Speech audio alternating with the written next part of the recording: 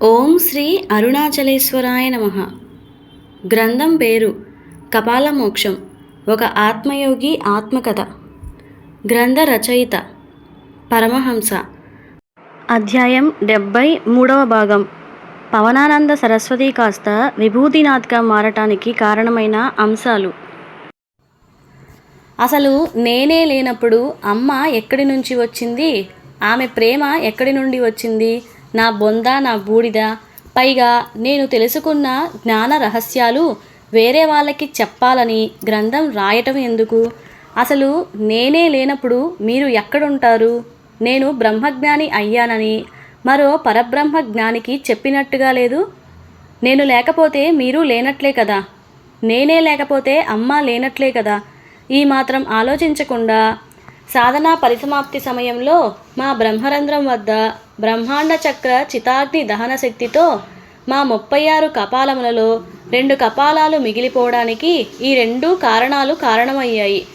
అందులో ఒకటి జ్ఞానం పంచాలని జ్ఞాన కపాలంగాను, అమ్మ కోసం ఉండాలనే ప్రాణశక్తి కపాలంగాను మేము మిగిలిపోవడంతో 48 నిమిషాల దగ్గరికి వచ్చేసరికి అప్పటిదాకా వేస్తున్న శ్రీ పవనానంద సరస్వతి జీవపాత్ర కాస్త ఈ 2 కారణాల వలన శ్రీ బాబా విభూతినాథ్గా మారిపోవడం జరిగింది.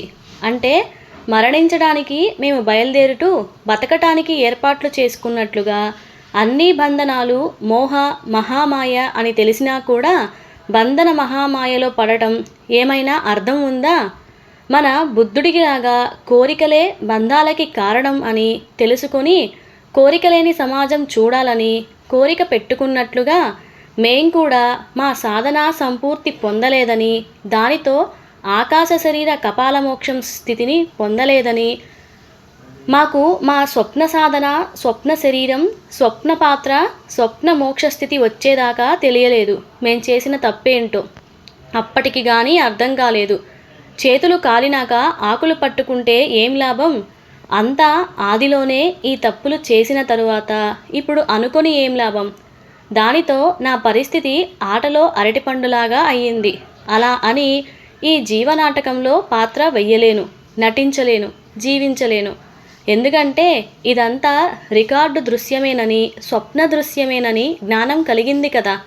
అలాగని ఆటలో ఉండకుండా ఉండలేను. అంటే ఆటలో అరటిపండు అన్నమాట. వీడు ఆటలో పేరుకే ఉంటాడు, అలాగే ఆట ఆడడు. అలాగని ఆట నుండి తప్పుకోలేడు. ఆదియోగి పరిస్థితి ఇలాగే ఉంది. ఆయన అంశలైన మన పరిస్థితి కూడా ఆటలో అరటిపండు అని తెలుసుకోండి. ఏం తెలుసుకున్నా ఏం లాభం? ఆట ఆగదు, ఆట సాగదు, ఆట మారదు. అంతా పరమశూన్యం, స్వప్న నాటక రికార్డు దృశ్యమే కదా. ఇదంతా కూడా ఒకప్పటి రికార్డు దృశ్యమే అని నమ్మకం ఏంటి అన్నప్పుడు మనం పుట్టకముందే మన భవిష్యత్ జాతక వివరాలు నిజ జ్యోతిష్యవేత్తకు ఎలా తెలుస్తున్నాయి? అలాగే మన మనోనేత్రం ముందు భవిష్యత్తు దృశ్యాలు ఎలా కనపడుతున్నాయి? అలాగే మన వాక్శుద్ధి ద్వారా జరగబోయే విషయాలు మన నోటి నుండి ముందుగానే ఎలా వస్తున్నాయో ఆలోచించండి. అలాగే ఇలా రికార్డు భవిష్య దృశ్యాలు మన పోతులూరి వీరబ్రహ్మేంద్ర స్వామి వారికి తమ మనోనేత్రం ముందు కనపడితే వాటిని చూస్తూ ఆయన కాలజ్ఞాన గ్రంథమే రచించడం జరిగింది కదా. అలాగే తనకున్న విషయ పరిజ్ఞానం ద్వారా ముందుగానే జరగబోయే విషయాలను ఆస్ట్రోనామస్ చెప్పి ఉన్నాడు కదా. అంటే ఇదంతా ఎక్కడో ఒక చోట రికార్డు చేసి ఉండాలి కదా. ఆ రికార్డు దృశ్యాలు మనకు నవగ్రహ సంచార స్థితిని బట్టి లేదా మనోనేత్రం ముందు భవిష్యత్తు దిశగా కనపడుతున్నాయి. మరి ఈ రికార్డు దృశ్యాలు ఎక్కడ ఎలా రికార్డు అవుతాయో మీకు తెలుసు కదా. అదేనండి మన బ్రహ్మాండ చక్రం 36 కపాలాల యొక్క ఫ్రేమ్స్ నందు ఆదిలో 96 నిమిషాల పాటు నిడివిగల తొలి 71 మహాయుగాలు అనగా ఆది మన్వంతర కాలం పాటు కొనసాగే శూన్య స్వప్న జీవ నాటక దృశ్యాలే రికార్డు అయినాయి అని తెలుసుకున్నారు కదా. అలాగే రామాయణంలో కాకభుంసుడు అనేవాడు కాలాతీత స్థితిని పొంది జరిగిన రామాయణ మహాభారతాలను చూడటం జరిగింది అని చెప్పినాడు కదా. అంటే ఒకప్పుడు ఆదిలో రికార్డు రామాయణ మహాభారతాలు దృశ్యాలే మనవాడు తిప్పి తిప్పి చూశాడని ఈపాటికే గ్రహించి ఉంటారు కదా. ఎందుకంటే వాడు ఇలా చూసే దృశ్యం కూడా రికార్డు దృశ్యమే కదా. ఎందుకంటే ఈ స్వప్నం 96 నిమిషాల పాటు అనగా ఒక మన్వంతర కాలం పాటు అనగా 71 మహాయుగాలు పాటు కొనసాగి ఆపై మొదటి మహాయుగానికి వస్తుంది. అంటే మనకున్న తెలుగు 60 సంవత్సరాలు పూర్తి అయ్యి తిరిగి ఆది మొదటి నామ సంవత్సరానికి ఎలా అయితే వస్తున్నామో అలా ఈ బ్రహ్మాండ చక్రం కూడా 71 మహాయుగాల పాటు తిరిగి మొదటి మహాయుగానికి వస్తుందన్నమాట. ప్రస్తుతం మనం 7వ మన్వంతరంలో 28వ మహాయుగంలో ఉన్నాము. అంటే ఈ యుగంలో మేము యోగ సాధన స్వప్న పాత్ర వేసినాము. తద్వారా కపాల మోక్ష జ్ఞానమును పొందటం జరిగింది. అంటే ఆదిలో 28వ మహాయుగంలోని 4 యుగాలలో వరుసగా సత్యయుగం నందు ఆదియోగిగా, త్రేతాయుగమునందు శివాంశ హనుమంతుడిగా, ద్వాపరయుగమునందు వేదవ్యాసుడిగా, కలియుగమునందు శ్రీ పవనానంద సరస్వతిగా, జీవనాటకమునందు జీవపాత్రలు వేసినాము. అంటే ప్రతి 28వ మహాయుగంలో జీవపాత్రలు తిరుగుతూ ఉంటాయి. అనగా బ్రహ్మాండ చక్రం 71 మహాయుగాలు పూర్తి చేసుకొని 28వ మహాయుగం వచ్చేదాకా ఈ విశ్వంలో స్వప్నజీవ నాటకంలో మాత్రం నా జీవపాత్ర ఉండదు, కనిపించదు. అప్పటిదాకా మేము నిశ్చల స్థితిలో పరమశాంతిని పొందుతూ మౌనంగా సాక్షీభూతంగా ఆకాశ శరీరంతో రేణువంత పరిమాణములో శ్రీ బాబా విభూతినాథ్గా, శూన్య బ్రహ్మగా, ఆటలో అరటిపండులాగా ఉండే దృశ్యమే మనకి కనపడుతుంది. ప్రతి వారికి ఏదో ఒక మహాయుగంలో ఇలాంటి యోగ సాధన పాత్ర వేసుకునే ఉంటారు. ఆ పాత్ర వచ్చేదాకా మరణం లేని చిరంజీవులుగా ఉంటారు. పరమ శాంతితో నిశ్చల స్థితిలో ఉంటారు. ఇదంతా కూడా రికార్డు విషయాలని దృశ్యాలని మర్చిపోకండి. అనగా ఆదిలో అందరి స్వప్న పాత్రలు, అలాగే మన దైవాల స్వప్న పాత్రలు మరియు మన పరమాత్మ స్వప్న పాత్రలు అన్నీ కూడా ఈ బ్రహ్మాండ చక్రమునందు 96 నిమిషాల పాటు అనగా 71 మహాయుగాలు రికార్డింగ్ అయిన విషయం తెలుసుకోండి. వాటిని తిప్పి తిప్పి బ్రహ్మాండ చక్రం చూపిస్తోంది. మనం చూస్తున్న దృశ్యం కూడా ఒక రికార్డు అయ్యింది అని గ్రహించండి. విచిత్రం ఏమిటంటే నా పుట్టిన తేదీ 27 కావటం, అలాగే చక్రమునందు 27 యుగాల సజీవ పాత్రల రికార్డు అవడం ఆశ్చర్యంగా ఉంది. ఇప్పటికైనా మన యోగ సాధన ఎందుకు సంపూర్తి కాలేదో అర్థమైందా? ఎందుకంటే ఆదిలో మన అసంపూర్తి సాధనా దృశ్యాలే రికార్డు అయ్యాయి. సాధన పూర్తి అవుతున్న సమయంలో ఆదిలో మనమే పాత్ర అంతం చేసుకోవాల్సిన చోట కొత్త పాత్రతో ఆరంభం చేసుకున్నాము. అవే దృశ్యాలు ఈ 36 కపాలాలు రికార్డు చేయడంతో వాటికున్న 96 నిమిషాల రీలు అయిపోవటంతో అవే దృశ్యాలు మన బ్రహ్మాండ చక్రమునందు జీవ దృశ్యాలుగా 71 మహాయుగాల పాటు తిప్పి తిప్పి ప్రదర్శించబడుతోంది. అంటే ఒక మన్వంతర కాలం అన్నమాట. ఇప్పుడు మీరు చదువుతున్న ఈ గ్రంథం కూడా ఆదిలో ఒకప్పుడు రికార్డు దృశ్యమే అన్నమాట. అంటే మనమంతా, మన దైవాలంతా, మన పరమాత్మలంతా, మనకి కనిపించేదంతా, ఈ విశ్వం అంతా కూడా ఆదిలో జరిగిన రికార్డు స్వప్న దృశ్యమే అని గ్రహించండి. ఇక చేయటానికి పొందటానికి ఏమి ఉంటుంది? ఏమీ లేదు కదా. రికార్డు శూన్య స్వప్నమే కదా. దానినే మనం చేస్తున్నట్లుగా చూస్తున్నాం కదా. నేను పుట్టడం ఒక రికార్డు దృశ్యమే కదా. నేను పెరగటం ఒక రికార్డు దృశ్యమే. నేను చదవటం, నేను ఉద్యోగాలు చేసుకోవటం, నేను పెళ్లి చేసుకోవటం, నేను ఏడవటం, నేను సంతోషపడటం, నేను బాధపడటం, నేను వైరాగ్యం చెందటం, నేను సాధన చేయటం, శివభక్తుడిగా మారటం, నేను యోగ సాధకుడిగా మారటం, నేను జ్ఞానయోగిగా మారటం, నేను గ్రంథకర్తగా మారటం, యోగసిద్ధి పొందటం, జీవసమాధి చెందటం, కపాలమోక్షం పొందటం అంతా కూడా ఆదిలో రికార్డు దృశ్యమే. అంటే ఎవరికైనా పిచ్చి ఎక్కకుండా ఉంటుందా? ఖచ్చితంగా ఎక్కుతుంది కదా. అది కూడా ఎందుకంటే పిచ్చెక్కిన దృశ్యాలు కూడా రికార్డు అయి ఉంటాయి కదా. అందుకే కాబోలు ఆదియోగి ఇదంతా కూడా ఒకప్పటి రికార్డు దృశ్యమేనని గ్రహించి మౌనం వహించాడు.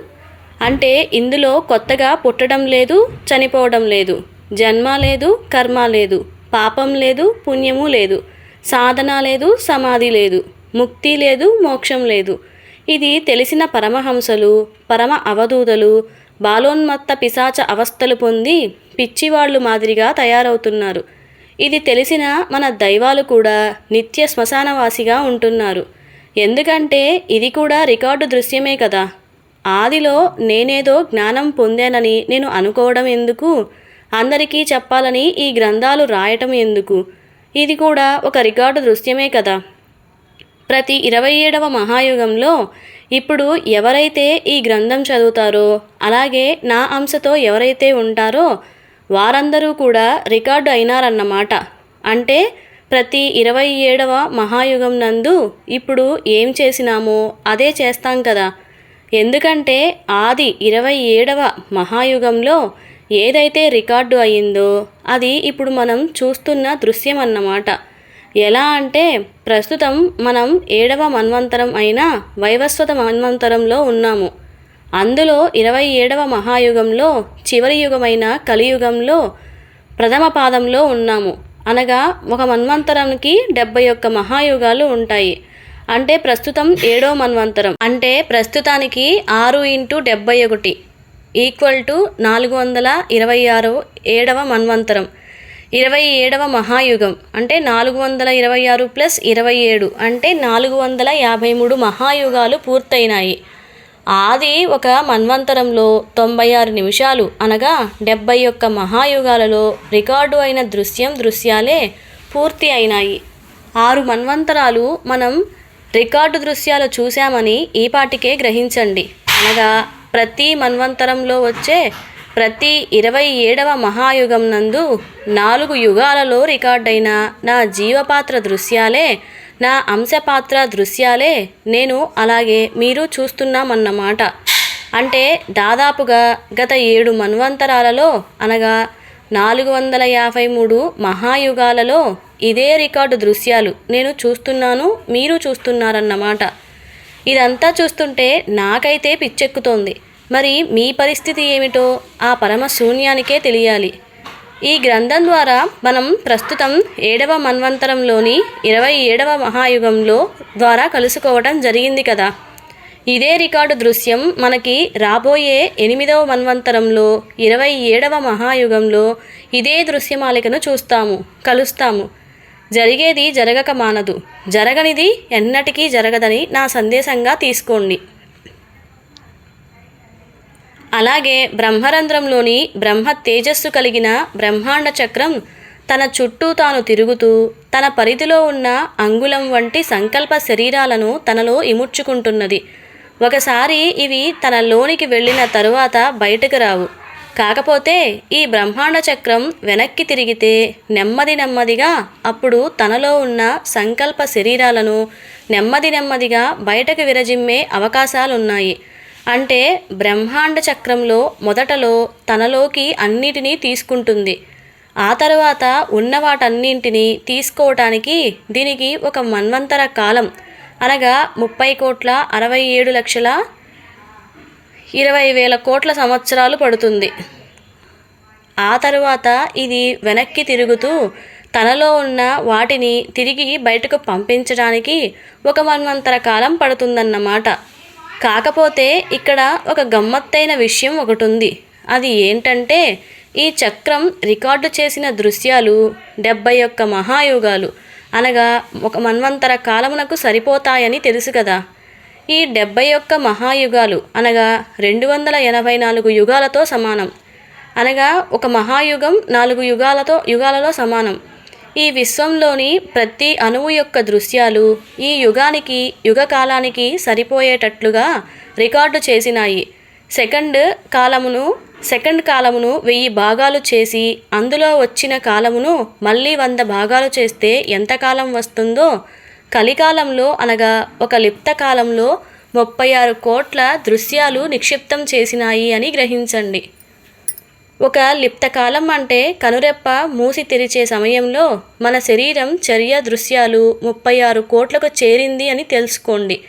ఇది ఇలా 71 మహాయుగాలలో ఎవరికి తగ్గట్లుగా వారు ఆదిలో చేసిన జీవపాత్ర దృశ్యాలను నిక్షిప్తం చేసుకున్నాయి. ఒక మనిషి జీవితకాలం 120 సంవత్సరాలు అనుకుంటే ఒక లిప్తకాలంలో 36 కోట్ల దృశ్యాలు కదులుతూ ఉంటే ఆ లెక్కన చూస్తే ఎన్ని కోటాను కోట్ల దృశ్యాలను నిక్షిప్తం చేసుకుని ఉంటాయో కదా.